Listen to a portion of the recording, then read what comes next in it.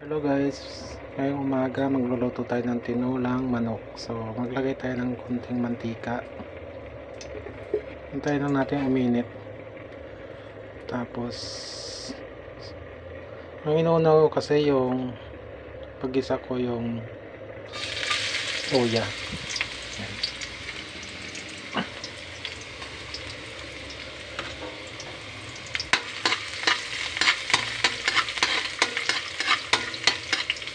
Para yung amoy niya lalabas talaga. Then isusunod ko yung sibuyas.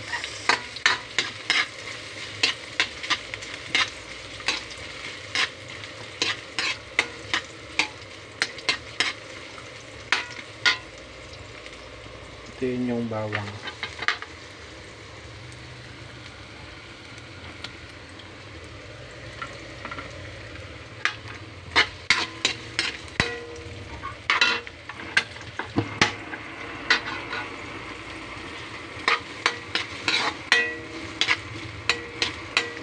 Try lang natin guys na mag golden brown yung mga sangkap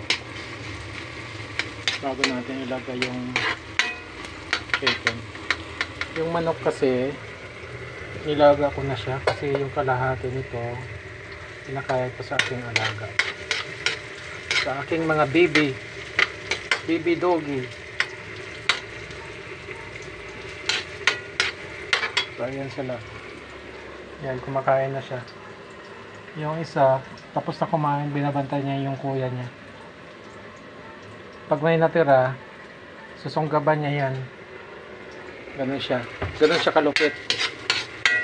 Nauna niya yung kainin yung sa kanya, tapos pag may natira yung isa, sa kanya kainin.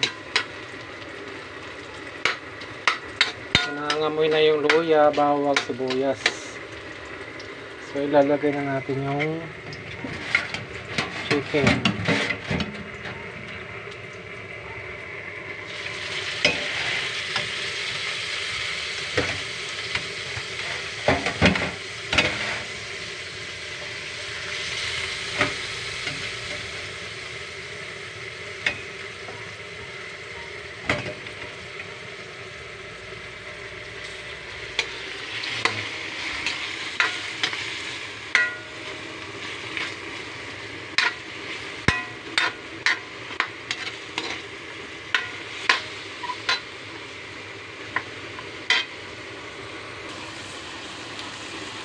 So maglalagay ako. Wala kasi ako pamintang buo. So durog na lang. Pino. Maglagay ako ng paminta.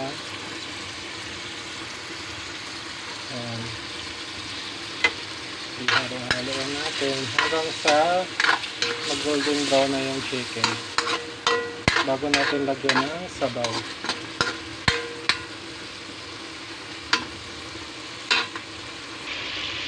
So guys, yung isasabaw ko nito yung pinaglagaan ko. Ayan.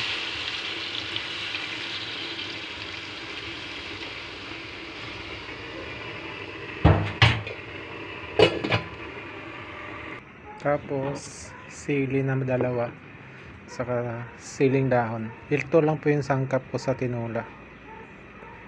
Saka maglalagay ako ng half na nor.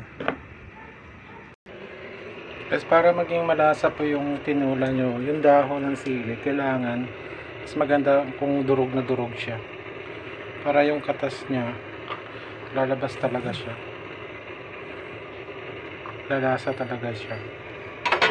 So, gasan natin.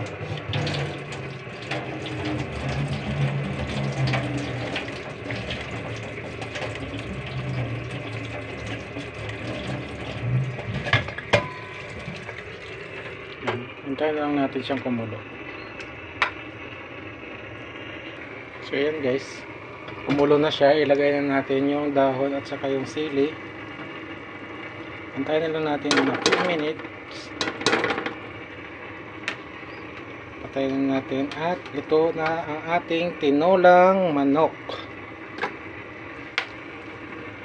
Ayan. So tikman natin guys.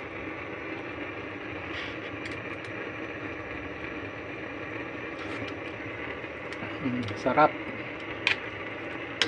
Sakto lang yung lasa. Tsaka ang bango niya kasi nadurog na yung dahon ng sili. So ayan na guys, luto na ang ating tinolang manok. Salamat sa panonood.